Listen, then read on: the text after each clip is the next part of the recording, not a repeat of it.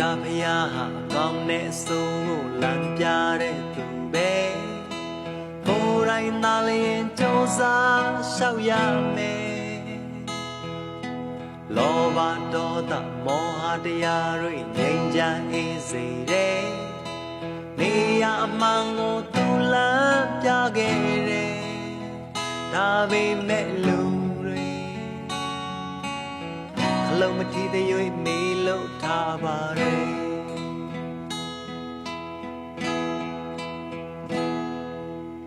မိုးလင်းမိုးချုပ်အမြဲပဲလှုပ်ရှုပ်လောကဇက်ခုံဝဲမိုးကရေကအမျိုးမျိုးကကြတယ်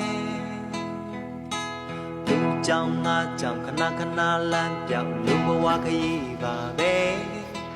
ကြုံလာချိန်တိုပါကြောင့်အတ္တတွေအချိန်တန်တော့လေအိမ်အပြန်လမ်းကတန်တရားလေ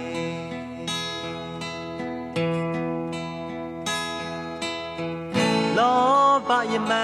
ကြီးအရာနေတဲ့တာအတိနဲ့တတိ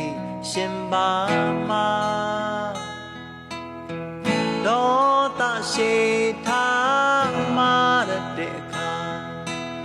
တတိနဲ့အတိညံမြေမှာမောဟတိကမတိခြင်းဆုံးဆုံးမှာမရှိမှုထက်မတိမှုအမောင်လုံး